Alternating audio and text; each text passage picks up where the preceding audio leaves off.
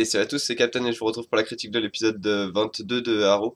Un épisode qui était, enfin, qui est l'avant-dernier de la saison, que j'ai eu particulièrement du mal à juger parce qu'en fait, peut-être pour la première fois de la saison, j'ai plus eu des sentiments, comment dire, subjectifs que objectifs dans cet épisode. C'est-à-dire, il y a, de façon objective, l'épisode est plutôt bon, plutôt réussi, mais il y a quelques éléments que je ne peux pas, enfin que je peux pas tolérer parce que ça implique des choses que je supporterai pas. Donc malheureusement enfin on arrive encore une fois, enfin on arrive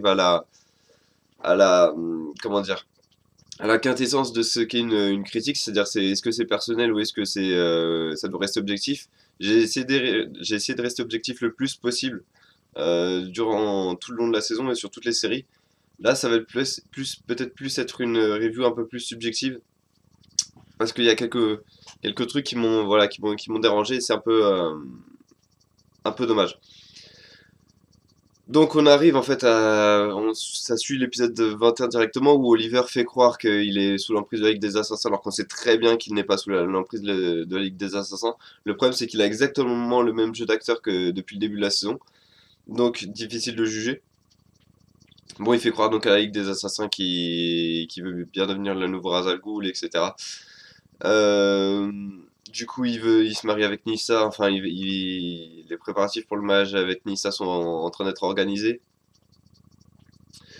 Enfin, Oliver de son côté, du coup, pour empêcher la destruction de Starling City par le virus Omega, je crois. Euh, Demande à Malcolm de faire venir son équipe, de faire venir toute l'équipe à Nanda Parbat parce qu'il a besoin d'aide pour contrecarrer le plan de Ra's al Ghul parce qu'il n'y arrivera pas seul. Du coup, c'est Katana qui vient forcer la décision. Katana qui avait disparu, que Malcolm a retrouvé assez facilement. Et du coup, toute l'équipe part à Nanda Parbat. Là-bas, bien sûr, le plan n'a pas fonctionné comme prévu. Ra's al Ghul a retiré le virus de l'avion qui était censé partir pour Starling City. Donc du coup, il se retrouve au plan B où en fait, Oliver est obligé de les emprisonner pour faire preuve de son allégeance, parce que Malcolm l'a plus ou moins trahi, etc. Et à côté de ça, on a donc on a des flashbacks qui ils avancent, mais ils sont encore une fois, enfin, ils sont pas chargés en émotion. Je veux dire, le petit qui meurt, ouais, je m'en fous. Je veux dire, on a passé quoi? Il y a eu 3 ou 4 épisodes avec lui où il a jamais été vraiment attachant, touchant, voilà. Donc qui meurt ou qui meurt pas, franchement, même si c'est un petit, voilà. En gros, c'était juste, c'est un petit qui meurt, donc c'est triste, quoi. Alors que non, pour pleurer, enfin pour ressentir de la tristesse pour un personnage, faut qu'on soit attaché à lui, peu importe son âge, peu importe son truc comme ça. Là, la production essaie de nous faire, vous voyez, c'est un petit, il est mort, allez-y pleurer, allez-y pleurer. Euh, Tout ça pour en fait dans les flashbacks pour que le général dont j'ai oublié le nom ait tout prévu. Et tout prévu et fait ça pour démasquer Oliver et Maceo. Pourquoi on sait pas, bah, il veut sûrement les buter, enfin oui parce qu'ils savent la vérité mais bon. Euh, Enfin ça me paraît gros quand même qu'un militaire fasse exprès de se faire tirer dessus et sorte comme ça en plein dans la population civile. Alors que justement Oliver a juste à dire pour s'en sortir, vous savez c'est lui qui vous a empoisonné. La preuve, il est pas il est immunisé etc. Bon.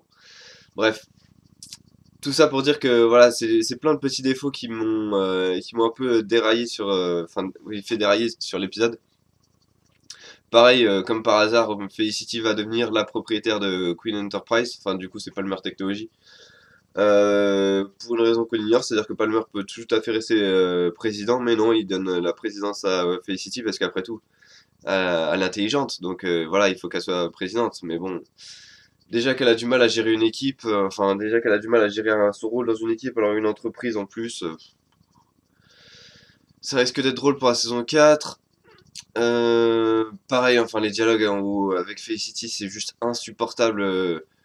Quand elle dit non, notre Oliver ne ferait pas ça, mon Oliver ne ferait pas ça. Enfin, c'est du pur fan service. Enfin, ça m'est sorti par les yeux quoi.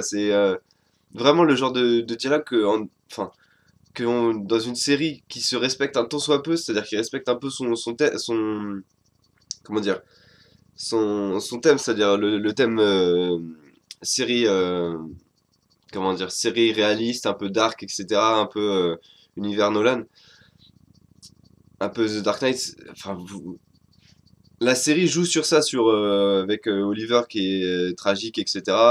La famille Queen qui est quasiment maudite. Donc il joue sur ça, sur l'aspect tragique réaliste. Par contre, dès qu'il s'agit de romance, on passe à limite le destin de Lisa, voire même encore plus haut dans la niaiserie, quoi, avec des dialogues comme ceux-là. C'est complètement ridicule ces dialogues-là. Et puis bien sûr, Katana, qui n'a jamais rencontré Felicity, va lui parler d'Oliver, parce qu'après tout, faut satisfaire encore plus les fans de Holy City. Donc voilà, Katana qui explique à Felicity que Oliver l'aime, etc. Mais qu'il ne va, enfin, le genre de dialogue où j'ai vraiment envie de faire fast forward le plus rapidement possible, quoi, parce que c'est pas possible d'avoir des dialogues aussi niais dans une série. Euh, Enfin, tout ça en plus pour la faire venir à Nanda Parbat pour qu'elle ne serve à rien, puisque l'avion qu'elle était censée stopper, bah non, c'est Ray Palmer avec son costume qui l'arrête. Point positif comme de cet épisode, parce que je suis en train de taper dessus depuis 6 minutes 30, mais j'ai bien aimé de voir que Laurel savait se débrouiller face à la Ligue des Assassins. Les combats avec la Ligue des Assassins sont réussis. C'est-à-dire cette grande scène de combat est réussie avec Malcolm, avec Laurel, avec Deagle, même si j'ai un peu plus de mal à croire que juste avec son fusil, il a réussi à repousser tous les membres de la Ligue, parce qu'après tout, ils avaient juste à lui tirer une flèche et c'était bon, c'était plié. J'ai bien aimé également, enfin, le combat Katana et Maseo, j'aurais aimé qu'ils soient un peu plus, comment dire, un peu plus audacieux au niveau de la chorégraphie du combat. Là, c'était juste, voilà, un combat de sable, j'aurais bien aimé voilà, que ça aille un peu plus loin. Là, je trouvais que le personnage était un peu trop statique, c'est-à-dire il faisait ça, il se croisait, il se décroisait, tout en se donnant quelques coups, et puis au final, enfin, le final est un peu décevant où il lui plante juste son épée, je sais pas, j'aurais imaginé un combat un peu plus peut-être pas brutal parce que vu que c'est quand même deux anciens amants, etc. Ça avait pas être brutal, mais peut-être un peu plus élégant, voilà, que ce combat-là, notamment parce que ils avaient vraiment trouvé pour le coup une belle scène. Pour une fois, le plan de caméra était bien choisi. Pour une fois, la réalisation se dégageait un peu. Et par rapport aux nombreux épisodes enfin, qui sont toujours fades au niveau de la réalisation, là j'ai trouvé que la réalisation pour le coup était plutôt bien faite. Maintenant, malheureusement, c'est l'action qui casse un peu ça. Ce qui est un peu dommage, mais sinon voilà, toute la scène d'affrontement était assez cool. De voir que a perdu sa confiance en Oliver, c'était également assez sympa. De voir qu'en final toute l'équipe a perdu sa confiance envers Oliver, c'était assez sympa. Et que juste Malcolm fait du Malcolm, c'est-à-dire on sait pas s'il ment ou s'il joue sa peau, etc. ou des choses comme ça. Donc ça c'était assez sympa.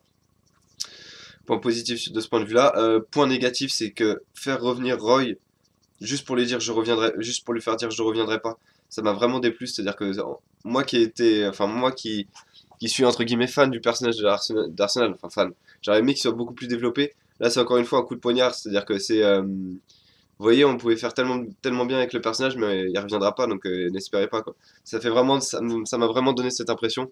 Bon, ça promet également que Tia va devenir Speedy ou la prochaine Red Arrow. Ça, de ce point de vue-là, enfin, moi, enfin, j'apprécie un peu plus parce que pour une fois, Sia va enfin servir à quelque chose, ou du moins j'espère.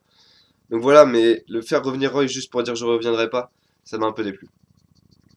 Voire même beaucoup déplu. Donc en termes de notes, je vais mettre un 8 sur 10 à cet épisode. Euh, voilà, malheureusement l'intrigue est vachement prévisible, c'est-à-dire depuis le début, enfin depuis deux épisodes, on sait qu'Oliver n'est pas sous l'emprise de la Ligue des Assassins, on sait qu'il n'a pas été comment dire, il a pas été mince.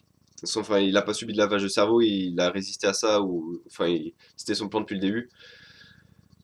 Et puis voilà, cet épisode sort juste parce que c'est l'avant-dernier de la saison, il y a des scènes de combat qui sont plutôt pas mal, et puis ça promet un final qui sera plutôt pas mal où où ils affronteront enfin la Ligue des Assassins. Mais voilà, vraiment j'ai essayé de rester objectif au niveau de la note parce que honnêtement, si vous avez peut-être deviné, ma note serait beaucoup plus basse. Mais là, en termes d'épisode, il n'y a pas grand-chose à redire en termes de qualité. mais c'est juste que ça implique pour les futures saisons, pour les futurs épisodes, et puis voilà, enfin, ces choses-là qui m'ont dérangé. Donc voilà, je sais pas si vous avez vu cet épisode, si vous l'avez vu, n'hésitez pas à me dire ce que vous en avez pensé dans les commentaires. Puis moi, je vous donne rendez-vous la semaine prochaine pour le dernier épisode de la saison de Arrow, l'épisode 23. Et puis bah, sinon, il y aura l'épisode 22 de Flash mercredi. À bientôt.